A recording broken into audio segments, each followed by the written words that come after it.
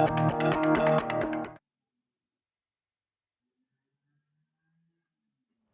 masih menyaksikan Money Talks bersama saya, ada pengamat asuransi Irfan Raharjo dan Head of Research CNBC Indonesia Arief Gunawan. Saya mau ke Pak Irfan dulu. Pak Irfan, ini banyak yang belum tahu jenis-jenis unit link, bahwa ada yang garansi, non garansi. Ini sebenarnya seperti apa bedanya, apa yang perlu kita ketahui sih Pak? Ya, unit link itu bisa yang bergaransi, yang bisa dikatakan sama halnya dengan endowment.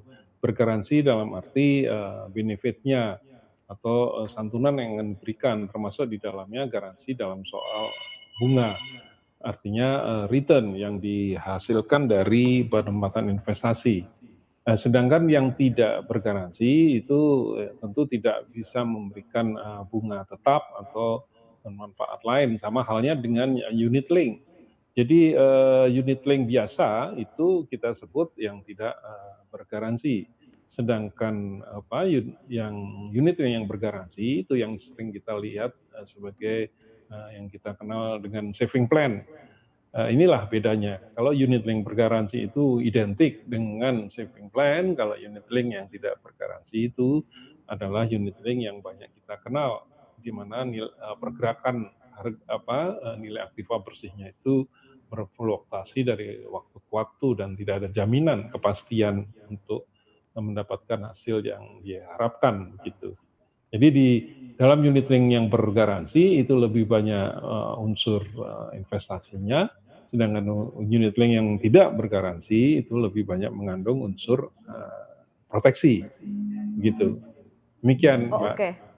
Pak Irfan, kita melihat satu demi satu kasus gagal bayar asuransi. Sebenarnya apa sih Pak yang menjadi penyebabnya? Kenapa ini terus terjadi?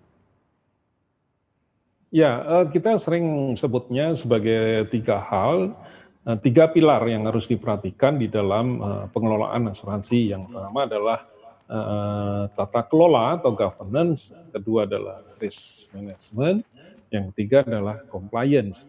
3 pilar itu kita sering sebut sebagai GRC, governance, risk management, and compliance. Governance saja tidak cukup, dia harus memperhatikan protokol investasi sebagai cermin dari pengelolaan risiko atau risk management, tapi baik tata kelola maupun risk management saja tidak cukup, juga harus memperhatikan berbagai peraturan yang ada dilakukan oleh atau peraturan yang ditetapkan oleh regulator, dalam hal ini OJK. Jadi GRC itu 3 pilar yang satu sama lain terkait.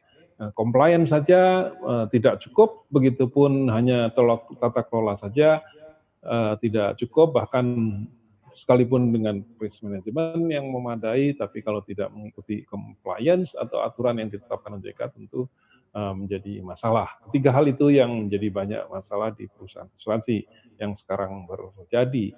Compliance, risk management, dan governance. 3 hal itu harus dipatuhi dengan konsisten begitu. Begitu, Mbak. Ya, saya mau minta catatan Anda, Arief Gunawan. Seperti apa Anda melihat 3 faktor yang tadi disebutkan oleh Pak Irfan, bahwa ini yang perlu menjadi perhatian? Ini biasanya mungkin terjadi kelemahan di sini sehingga terjadi kasus-kasus asuransi gagal bayar. Kalau catatan Anda sendiri seperti apa, Arief? Oke, saya pikir kita juga harus bicara soal indeks literasi keuangan juga gitu. Jadi ketika pelaku industri berbenah, tadi itu masih struggling memperbaiki atau mencari bentuk yang ideal di industri, di sisi lain nasabah juga harusnya mengerti produk-produk yang akan dia beli. Nah, sayangnya kan indeks literasi keuangan kita juga masih ya di bawah 40%. Artinya itu menunjukkan bahwa nggak semua masyarakat umumnya itu mengerti soal produk keuangan. Bahkan kalau kita bicara soal literasi sendiri, itu kan ada beberapa tingkatan. Ada yang well literate, ada yang less literate, misalnya ada 4 tingkatan. Dan yang well literate itu tidak banyak gitu. Kalau well literate kan berarti dia mengerti produk mana yang akan dia beli, yang paling menguntungkan dan sebagainya. Sementara yang secara umum di masyarakat kita adalah yang hanya tahu bahwa asuransi itu ada asuransi jiwa, asuransi kerugian, kemudian asuransi jiwa ada produk unit link dan sebagainya. Tapi mereka tidak ngerti detailnya lebih jauh. Nah, ini saya pikir yang harus dikerjakan bersama-sama, PR kita semua. Di sisi lain saya pikir kita juga harus melihat faktor pengawasan gitu. Artinya selama ini Kalau kita bicara soal beberapa kan tadi Anda singgung ada kasus-kasus gagal bayar gitu kan, dan beberapa disinyalir misalnya yang terjadi di Jiwasraya yang sudah ramai itu kan karena memberikan atau menjanjikan keuntungan yang sangat tinggi gitu. Produk saving plan 12%, sementara biasanya di industri nasional atau secara umum di pasar modal itu biasanya ya kalau saving plan tidak sebesar itu karena risiko kan sangat tinggi kalau Anda mau memutar duit orang, menjanjikan 12% mau diputar di mana? Sementara IHSG aja misalnya kenaikannya ya rata-rata ya tidak sampai 12% misalnya. Artinya pengawasan harus berjalan dalam ini OJK. Misalkan kita bicara soal produk, ketika produk saving plan itu diajukan, apakah tidak masuk OJK? Pasti masuk OJK. Tetapi ketika nanti ada perbedaan di lapangan, nah ini yang sepertinya masih sering lewat. OJK tidak bisa memonitor itu di lapangan. Nah, baru ketahuan kalau misalnya ada komplain. Nah, saya pikir ini juga harus diperhatikan idealnya seperti apa. Apakah kemudian ketika ada problem itu kemudian otomatis langsung misalnya OJK mengambil tindakan yang tegas misalnya, atau kita melakukan semacam pembinaan bersama-sama untuk menghindari kerugian yang lebih besar ke masyarakat. Nah, menurut catatan kami ini, dari seluruh kasus-kasus yang ada, yang rugi itu customer, nasabah. pasti nasabah yang paling dirugikan ya. Nah, kalau Pak Irfan sendiri melihat seperti apa sih Pak sebenarnya pengawasannya agar tadi memastikan yang Anda sebutkan aspek governance-nya, risk management, compliance-nya. Karena kalau misalnya pengawasannya kurang baik seperti itu, yang dirugikan adalah nasabah. Nah, di mata Anda sendiri selama ini seperti apa sih pengawasan yang dilakukan oleh regulator, Pak Irfan?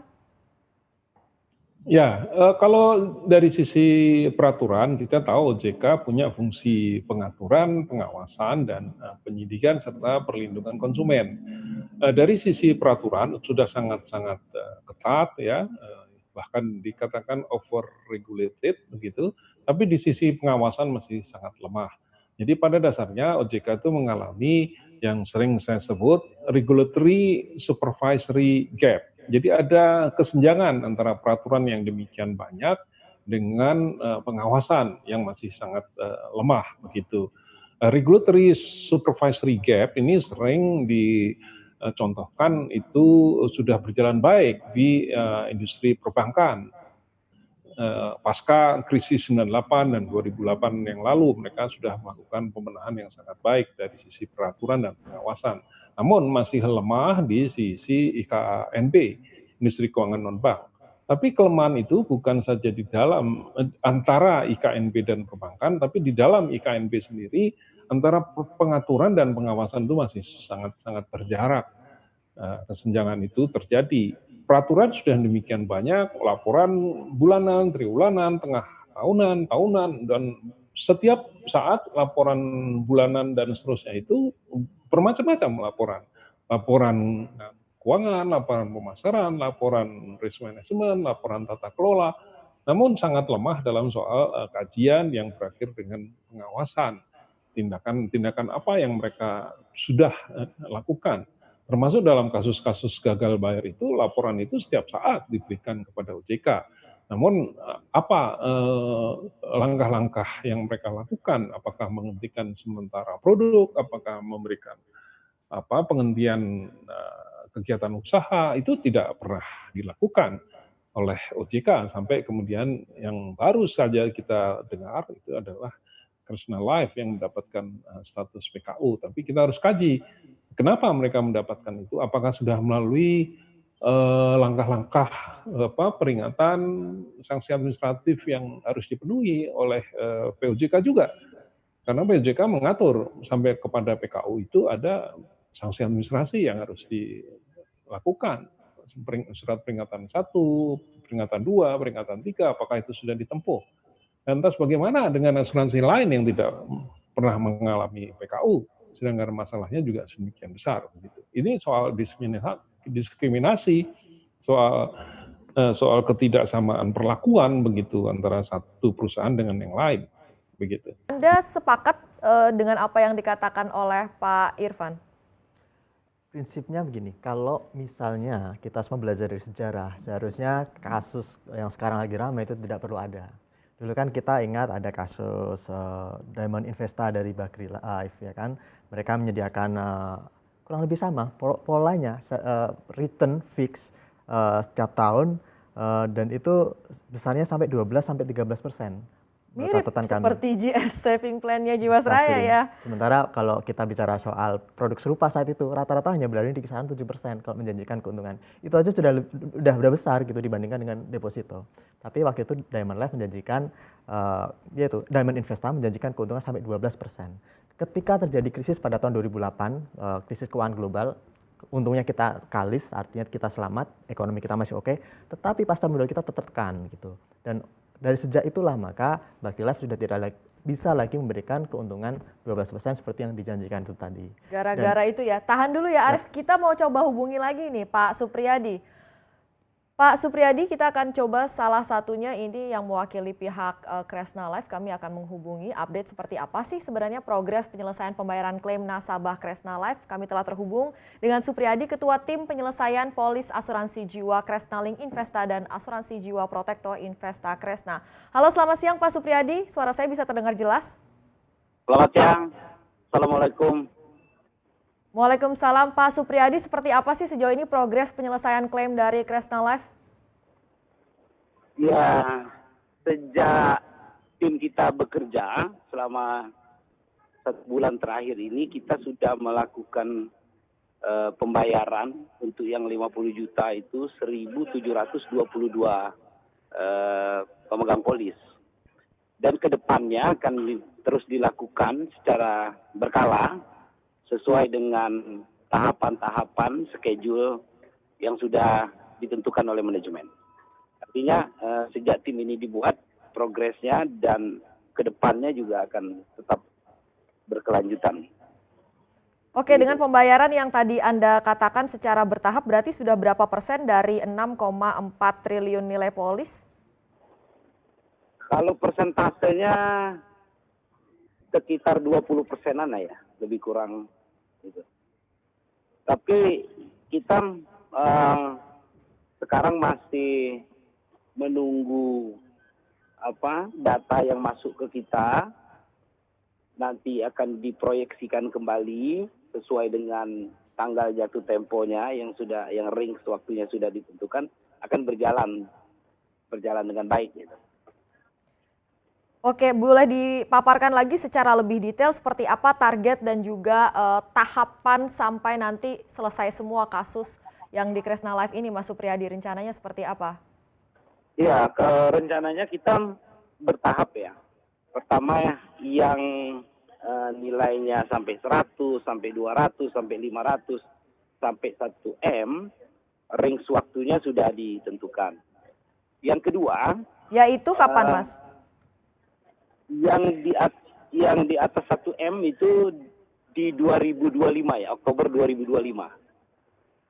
Nah, tidak menutup kemungkinan akan dipercepat sepanjang kondisi juga cepat membaik, yang diikuti dengan membaiknya keadaan perusahaan ya.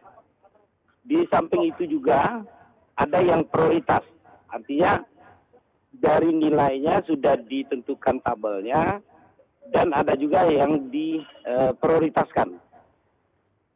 Salah satunya yang lansia, masuk kategori lansia, yang mendesak, kebutuhan mendesak, yang urgent condition ya. Ada yang sakit atau bayar sekolah ya, gitulah kriterianya gitu. Artinya range waktu kita tentukan berdasarkan nominal, ada juga yang kita percepat dengan kondisi begitu. Nah, ini mereka untuk bisa mendapatkan hak mereka ini seperti apa sih? Apa yang harus mereka lakukan untuk para nasabah Kresna Life, Mas Supriyadi? Ya, sekarang untuk pengajuan penyelesaian bisa sampaikan datanya ke kita, yang kita sudah siapkan WA dan email.